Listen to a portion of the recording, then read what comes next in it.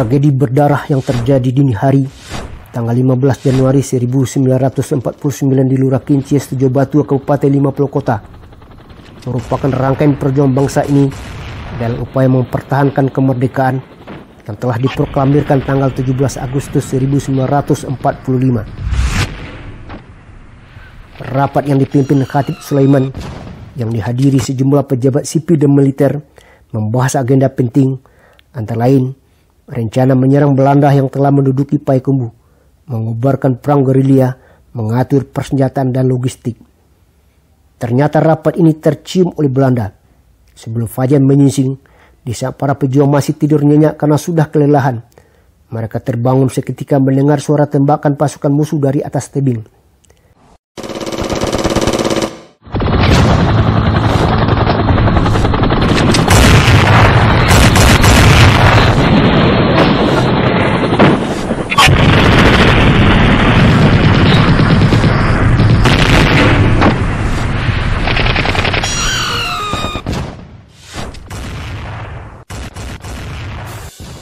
Mereka yang terkepung di lembah ini memberikan tindakan perlawanan dengan melepas tembakan balasan.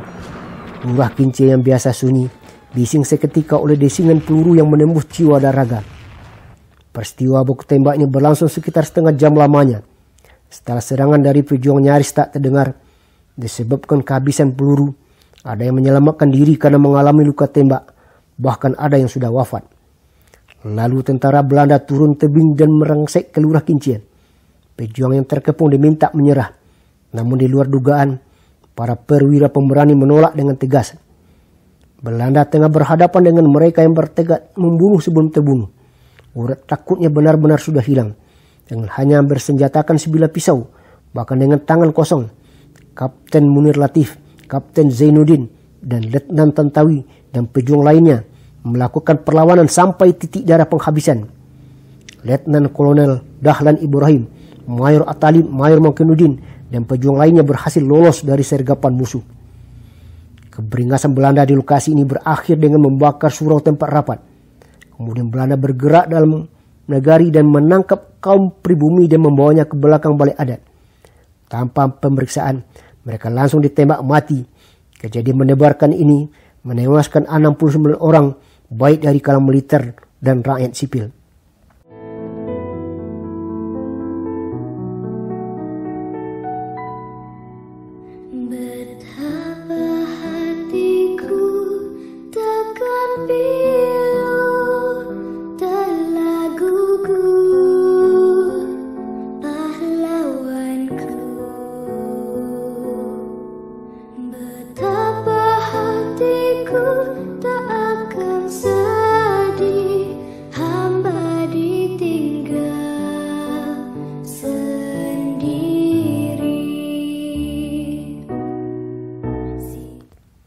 Kebiadaban Belanda mendapat aksi balasan dari Kompi Singaharau di kawasan perbukitan Limau Kapas.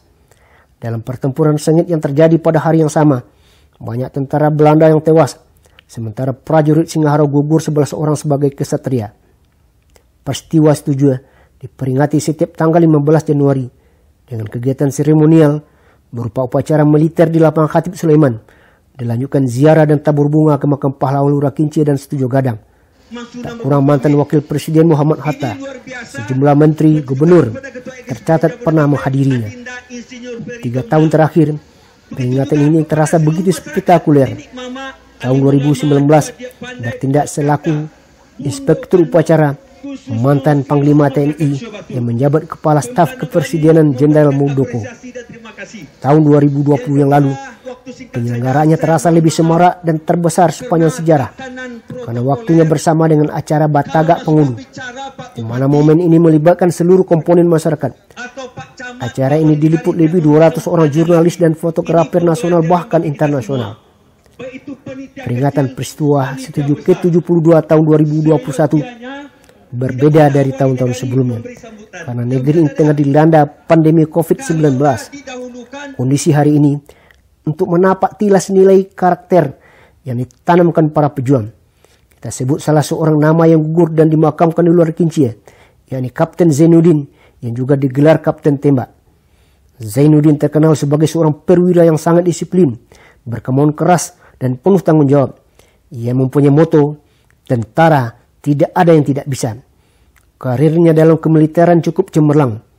Terlain pernah menjabat sebagai wakil pimpinan sekolah pendidikan ofisir sekaligus kepala pelatih. Dalam usia muda 24 tahun diangkat menjadi komandan Batalion 3 Singaharau yang berkedudukan di Sawalunto. Prestasi yang diukirnya tidak hanya keberhasilan dalam memimpin lembaga pendidikan dan pasukannya, tapi darah prajurit TNI juga mengalir kepada putranya Ismet Yuzairi yang pernah menjabat Pangdam Bukit Barisan. Ketika Ismet memegang tongkat Pangdam, Taman Makam Pahlawan Situjo Batu mendapat perhatian besar. Melalui program ABRI Masuk Desa, akses jalan mobil ke Lurah Kincia dibangun, berbagai fasilitas dibenahi, bahkan pernah menjadi inspektur upacara peringatan peristiwa Situjo. Kembali kepada nilai karakter yang melekat pada diri Kapten Tembak. Beliau seorang komandan yang bertanggung jawab dalam memelihara aset negara. Seperti yang dialami Kapten Syahudin yang mengikuti pendidikan ofisir angkatan kedua. Ada anekdot yang cukup berkesan dengan tindakan Kapten Tembak. Suatu ketika ada latihan di gelanggang Bukit Ambacang yang cukup berat dan melelahkan. Setelah latihan, mereka kembali ke asrama. Lalu komandan pasukan melapor kepada Kapten Tembak bahwa semua anggota pasukan kembali dengan selamat. Tidak ada yang kurang, hanya sebuah kancing baju yang hilang.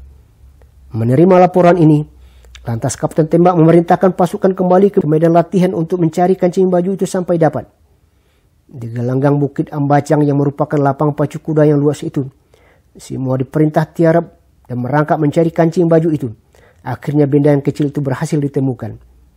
Duhai, sungguh kisah yang luar biasa. Hanya sebuah kancing baju milik negara harus dipertanggungjawabkan, apalagi kalau sebutir peluru. Berbeda dengan situasi sekarang, dengan kemajuan ilmu pengetahuan dan teknologi yang cukup canggih, tetapi dirasakan begitu sulit mendeteksi sesuatu yang hilang. Seperti hilangnya pesawat udara, kapal yang tenggelam, raibnya triliunan uang negara.